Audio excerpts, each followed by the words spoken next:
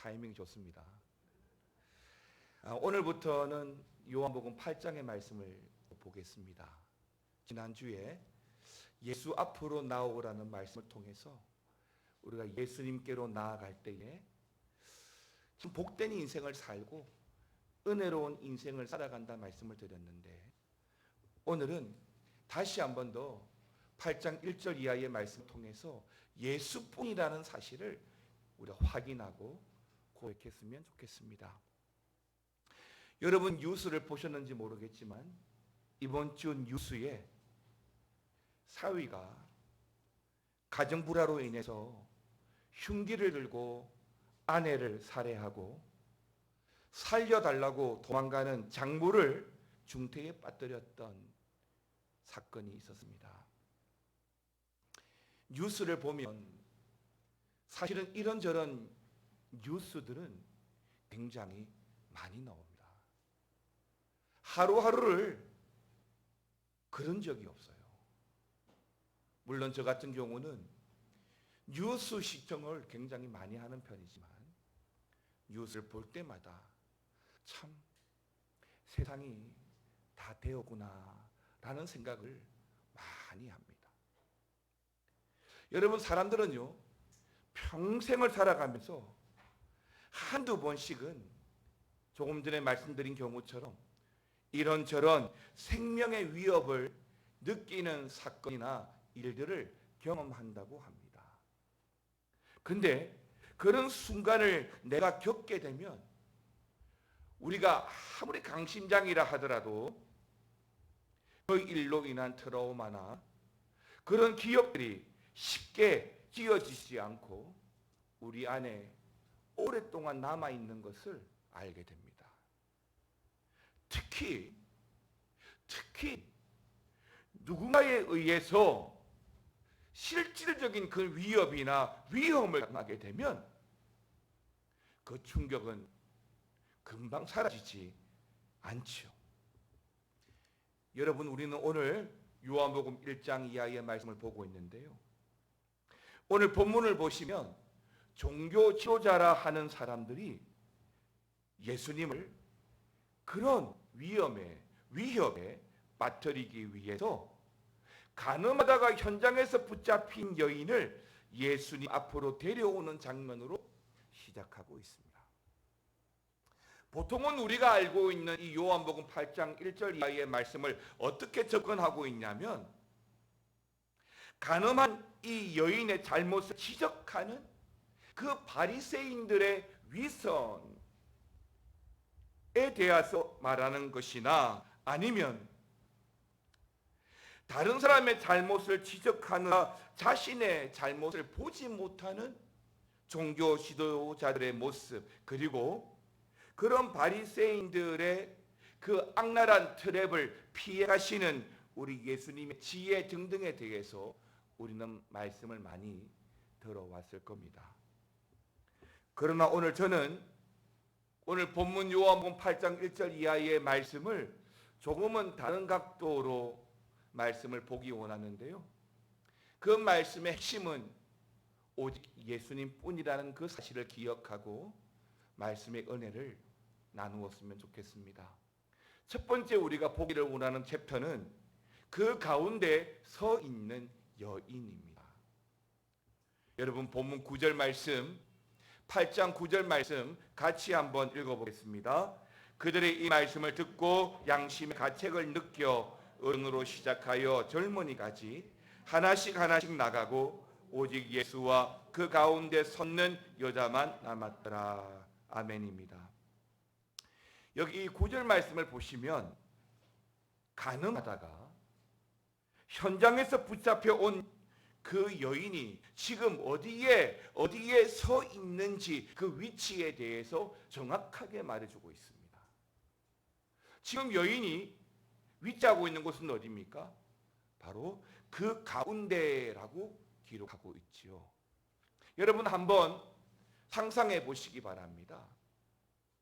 굳이 무대울릉증이나 대인기피증이 아니라 하더라도 많은 사람들에 의해서 둘러싸여져 있고 좋은 의도라도 그 많은 사람들이 나를 한꺼번에 주목하고 있다고 하더라도 우리에게 몰려오는 그 긴장감을 떨칠 수 없는데, 반대로 나를 죽이고자 하는 사람들이 나를 그 무리 가운데 세웠다라고 하는 것은 사실은 감당할 수 없는 큰 일이 아닐 수가 없는 거예요.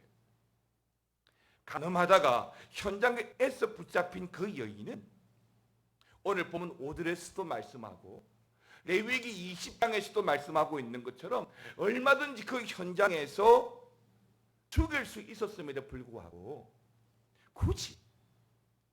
굳이 예수님 앞으로 끌고 온 그 사람들의 그 심보도 대단하지만 또 언제라도 내가 마음만 먹으면 죽일 수 있다는 그 위협 속에서 그 가운데 서 있는 그 여인을 둘러싸고 있는 모양새가 지금 본문의 모습이라고 할 수가 있겠습니다. 그렇습니다. 가운데 서 있는 그 여인을 둘러서 있는 그 큰 남자들은 그 손에 하나씩 돌덩이들을 들고 있습니다. 그 여인을 바로 그 가운데로 몰아놓고 언제라도 죽이려고 돌을 들고 있는 것이죠. 자, 그런 상황에 놓인 이 여인이 지금 내가 당장 죽임을 당하지 않는다 하더라도 그 현장에서 느끼는 공포감이라고 하는 것은 정말 어떤 말로도 다할 수가 없는 거예요.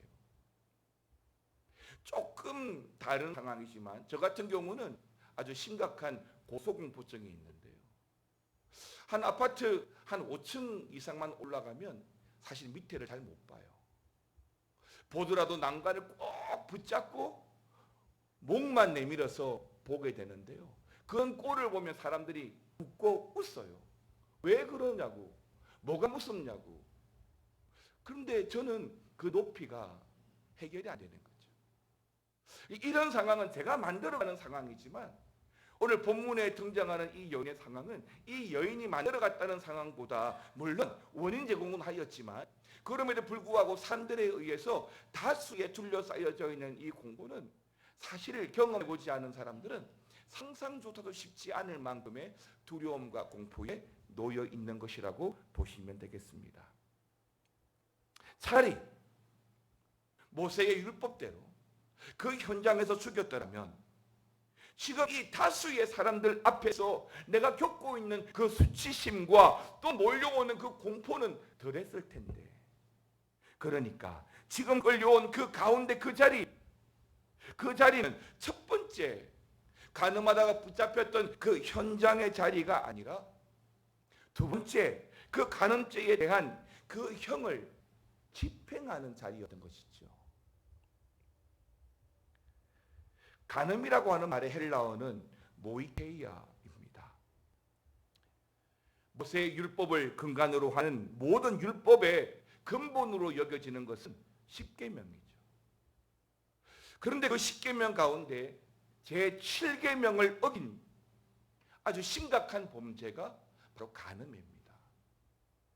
사실은 부끄럽게도 한국 교회가 이 부분에서 세상에서 오해와 질타를 많이 받았습니다. 자, 여러분, 그래서 당시 이 간음에 대한 형벌은 십계명의 어떤 형벌보다도 즉각적이고 아주 무서웠습니다. 그리고 최고의 엄격한 처벌이라 할 수 있는 족석에서 돌로 쳐 죽이는 벌을 주었던 것입니다. 오늘 그런 간음의 현장에서 끌려온 이 여인 역시 유대인이죠. 유대인의 가정에서 나고 자랐습니다. 때문에 지금 이 여인이 당할 이 법 집행에 대해서 잘 알고 있었겠죠. 그러니까 사람들이 돌을 들고 이 여인을 쫓아왔고 그 가운데로 몰아넣었다는 것은 곧 자신을 향해서 그 엄청난 돌을 던질 것이라는 사실을 아는 거예요. 실제로 저 동남아 아프리카 사이에 있는 브루나이라는 나라는 지금도 이런 그 음행이나 간음죄가 들통나면 돌로 즉결 처분해도 된다라고 되어 있습니다. 그리고 또 하나, 그 가운데 섰다라고 하는 것이 어떤 의미가 있냐면, 다시 말하면 이 죄가 공공연하게 다 까발려지고 드러난 상황이라는 것이죠.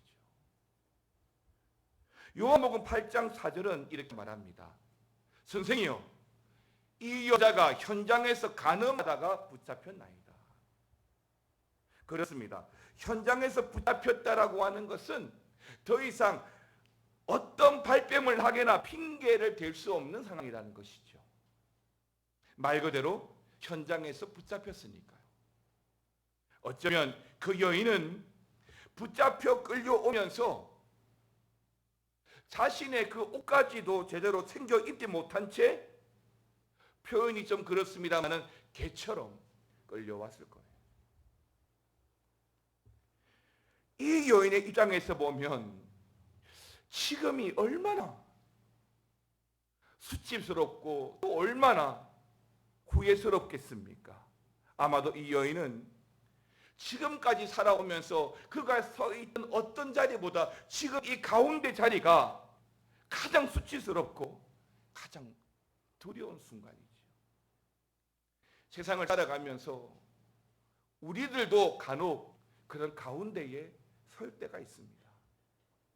하늘이 무너질 것 같고 더 이상 피해 나갈 구멍이 없어 보이고 이 문제를 풀어갈 어떤 지혜도 쉽게 떠올리지 않는 그 가운데는 우리들 굉장한 공포와 두려움으로 몰아갈 것입니다. 이때 우리가 두 번째 알아야 될 말씀이 두려워하지 말라입니다. 뉴스에서 한 번씩 등장하는 청소년 자살에 대한 기사는 사실은 볼 때마다 제 마음이 굉장히 무겁습니다. 물론 제가 오랫동안 청소년 사역을 했기 때문이기도 하지만 그들이 자신의 그 처지와 그 상황이 얼마나 무겁고 두려우면 살아온 날보다 살아갈 날이 훨씬 많은 그 청소년들이 그렇게 자살을 선택했을까 하는 안타까운 마음이 들기 때문입니다. 얼마 전에 청소년 자살을 연령별로 구분한 흥미로운 통계를 본 적이 있는데요. 사회학적으로 보게 되면 보통 청소년 시기를 만 13세에서부터 24세까지라고 분류를 하고 있습니다. 그 중에서도 좀 더 세밀하게 분류하면 13세와 19세 그리고 20세와 24세로 분류하게 되는데요. 이 20에서 24세 사이에도 자살하는 경우가 있습니다. 그런데 그 20세와 24세 사이에서 자살하는 그 이유 1위가 뭐냐면 대부분 경제적인 이유였습니다. 그리고 13세에서 19세 사이에 청소년들이 자살하는 이유 1위는 놀랍게도 부모와의 갈등이었습니다. 물론 이 부모와의 갈등이라고 하는 것은 제가 또 말씀드릴 2위와 3위와 4위와 5위가 총체적으로 그 갈등의 원인을 제공하는 것이기도 합니다. 그 다음으로 나오는 순위가 바로 내 자녀의 문제 행동의 발견이고요. 다음에 성에 대한 문제고 그 다음에 성적 문제였습니다. 그런데 정작 문제는 청소년들, 그 10대 청소년들 가운데 자살에 대해서 한 번쯤은 생각해 보았다는 그 통계가 10명 중에 1명 이상이 된다는 거예요. 요즘 교회 안에만 사실은 이런 청소년들, 이런 아이들이 없지 사실 우리 주변에는 보이지 않지만 아이들이 꽤 많습니다. 요즘도 빠르면요 오후 한 3시에서 4시쯤 되면 교복을 입고 돌아다니는 청소년들이 거리에 많습니다. 지금은 코로나로 인해서 주춤하기는 했지만 그 코로나로 인한 거리두기가 해제되면서 다시 아이들이 제일 많이 찾아가고 북적이는 곳이 어딘지 아세요? PC방이에요. 좀 심하게 말하면 그 PC방에 아이들이 그 방과 후에 그 시간에 PC방에 들어가면 그 아이들이 바글바글 합니다. 그런 걸 보면서 목사로서 어떤 생각을 해보냐면, 와, 저곳이 우리 푸른 나무 예배실이었으면 좋겠다. 그런 생각도 해보기도 합니다. 그런데 문제는 그런 아이들 10명 중에 1명 이상이 자살을 생각해 봤다는 것이죠. 그 정도로 심각한 고민과 가운데 자리가 그들로 하여금 더 이상 벗어날 수 없다는 생각을 만들어 버리는 것입니다. 마치 오늘 간음하다가 그 현장에서 붙잡혀온 그 여인이 수많은 사람들에게 둘러싸여서 그 가운데 서서 죽음의 두려움과 수치심을 느끼고 있는 것처럼 말이죠. 사랑하는 성도 여러분, 굳이 청소년들이 아니라 하더라도 세상의 벽은 너무나 큰 것 같아요. 세상의 그 벽들, 또 경제적인 압박이나 또 직장에서의 스트레스, 그리고 가정에서 폭력을 휘두르는 남편, 심각한 질병으로 인한 걱정과 스트레스가 이만저만이 아닌 겁니다. 사실 우리 교회도 이제 내년 3월 되면 건축을 착공을 할 겁니다. 어려운 중에도 당회를 통해서 2번, 3번 내년 3월에 착공한다라고 결의를 했지요. 근데 목사로서의 마음이 많이 무거워요. 왜 무겁냐면, 왜냐하면 지금 현재 코로나 이전에 물가가 오르기 이전에 건축비가 한 10억이었다면 지금은 1.5배 오른 거예요. 여러 가지 이유가 있죠. 그러면 얼마예요? 15억이라는 거죠. 사실 저는 마음이 무거워요. 처음 시작할 때에도 사실은 두려움으로 시작했거든요. 그런데 진행 과정 가운데, 기도하는 가운데 하나님께서 그 마음들을 만져주시고 풀어가시고 역사하시는 것들을 우리가 경험하면서 헌금을 작정하고 건축을 하고 도면이 나왔잖아요. 근데 지금의 마음이 또 그래요. 그런데 우리는 알죠. 우리가 그렇게 가운데 자리에 서 있다 할지라도 예수 앞으로 나아가면, 오직 예수님 뿐인 것을 우리가 확실히 붙들고 살아가면 주님께서 피할 길과 가야 할 길을 열어주시고 만들어주신다는 것도 우리가 압니다. 굳이 미국의 로또 1억 7천, 1조 7천억이라고 하는 엄청난 것들을 생각하지 않아도 하나님께서 허락하신 일이라면 반드시 하나님께서 역사하신다는 것을 우리는 믿어야 할 것입니다. 사랑하는 성도 여러분, 우리가 살고 있는 현실이 녹록하지가 않습니다. 특히 요즘의 시대는 더 하잖아요. 말씀드린 대로 물가가 얼마나 많이 올랐어요. 제가 좋아하는 짜장면 값도 얼마나 많이 오르는지, 심지어 칼국수 값이 얼마 오르는지 이제는 교회들하고 칼국수 먹으러 갑시다 말하기가 어렵게 됐어요. 어쩌면 비교할 수 있을는지 모르겠지만 죽음의 위기 가운데 살얼음을 걸어가는 그 위기, 그런 공포, 그런 두려움, 그런 스트레스가 오늘을 살아가는 우리들에게 많이 있는 것 같습니다. 하지만 여러분, 두려워하지 마십시오. 왜요? 우리가 사망의 어떤 음침한 골짜기를 지나갈지라도, 우리가 죽음의 한복판 그 가운데에 서 있을지라도 우리 예수님이 여러분과 함께 하시기 때문입니다. 어떤 위기의 순간에 그 가운데 있을지라도 예수님이 여러분과 함께 하신다는 그 사실을 믿고 살아가시기를 주의 이름으로 축원합니다. 분명 그 가운데에서는 죽음의 위기를 벗어났지만 오늘 이 여인은 분명 자신의 죄로 인한 스스로의 죄책감과 부끄러움 또 수치심으로도 괴로웠을 거예요. 예수님으로 인해 사람들은 들고 있던 그 돌들을 하나씩 내려놓고 다 떠나갔지만 그럼에도 불구하고 이 여인은 어쩌면 그 죄로 말미암아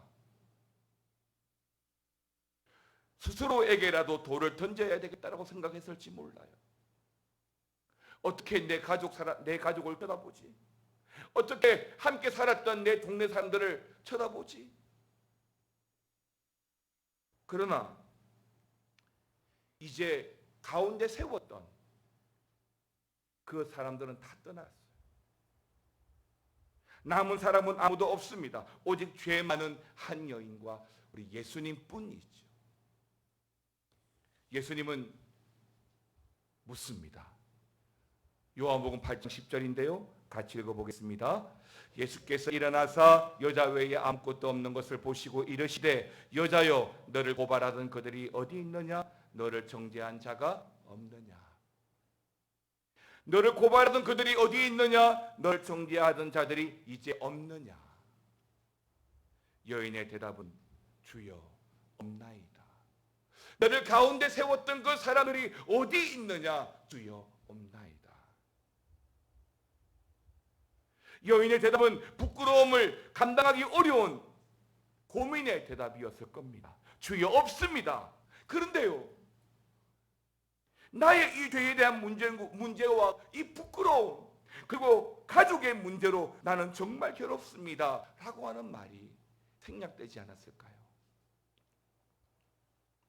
그때 예수님 그 여인에게 이렇게 말씀하십니다. 11절입니다. 예수께서 이르시되 나도 너를 정죄하지 아니하노니 가서 다시는 죄를 범하지 말라 하시니라.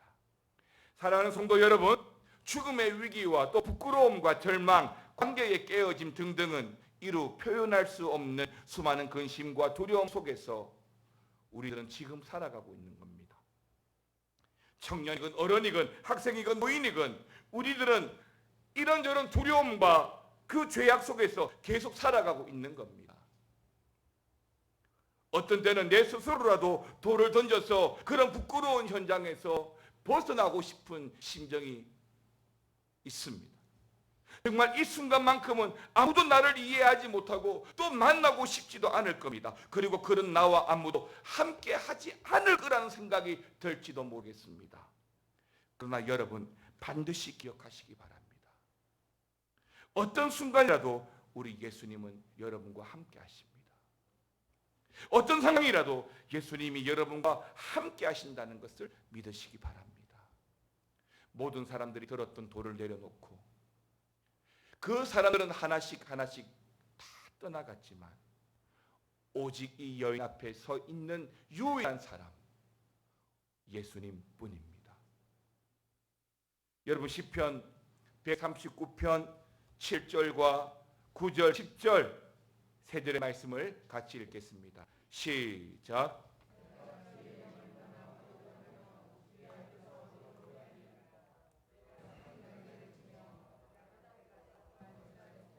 여기서도 주의 손이 나를 인도하시며 주의 오른손이 나를 붙드시리로다. 아멘. 내가 어디로 피하리까? 새벽 날개를 치며 바다 끝에 가서 있을지라도 거기서도 주의 손이 나를 인도하시며 주의 오른손이 우리를 붙들어 주시는 줄 믿으시기 바랍니다. 사랑하는 성도 여러분, 우리가 무명으로 살아가고 또 어떤 고난 중에도 우리가 이겨내고 견뎌낼 수 있는 것은 예수 그리스도 그 주님이 우리와 함께 하시기 때문 아니겠습니까? 예수님 안에 진정한 부유함이 있고 예수 안에 참 승리가 있다고 믿습니다. 예수로 충만하고 오직 예수로 말미암아 살아갈 때에 우리는 그 가운데 자리에 서 있다 할지라도 하나님의 승리와 하나님의 사랑을 얻게 된다고 믿습니다. 지난주 말씀드린 것처럼 예수 앞으로 나오시고 오직 예수 붙들고 살아가시면서 그 예수로 말미암아 주어지는 용서와 평안의 삶을 살아가시기를 주의 이름으로 축원합니다. 찬양하겠습니다. 무명이어도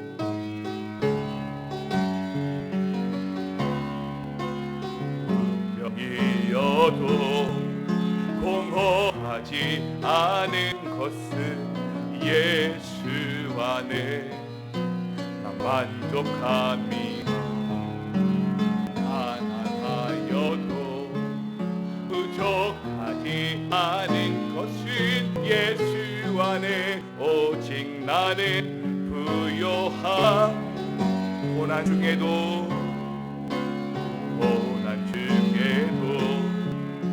견뎌낼 수 있는 것은 주의 계획. 이 때문이라 실패하여도 일어설 수 있는 것은 예수 안에 오직 나는 승리하고 난 예수로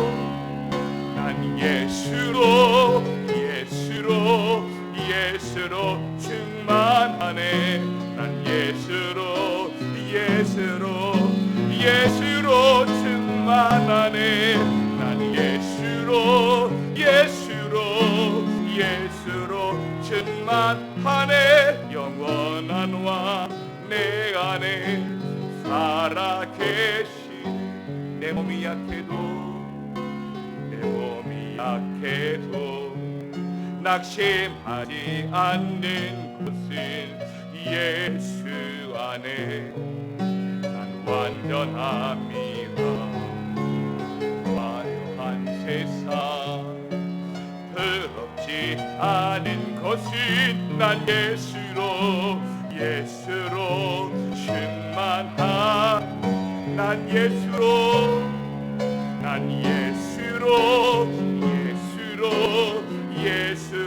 충만하네. 세상 모든 것들도 부럽지 않네. 난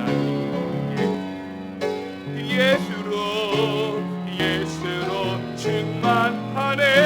영원한 왕 내 안에 살아계. 함께 일어나셔서 난 예수로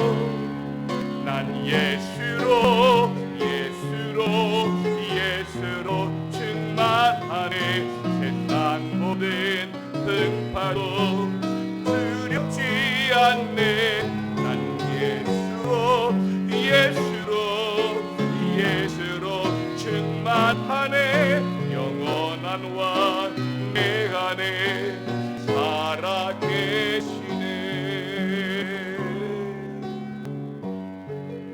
주님, 우리가 예수로 살아갈 때에 우리 안에 영원한 왕 되시는 그 예수가 살아계시는 줄 믿습니다. 우리가 어떤 공고한 그 가운데 자리에 서 있을지라도 오직 예수뿐임을 믿고 그 예수로 충만할 때에 하나님께서 길을 열어주시고 복의 복을 더하여 주시고 은혜로 함께 하실 줄 믿습니다.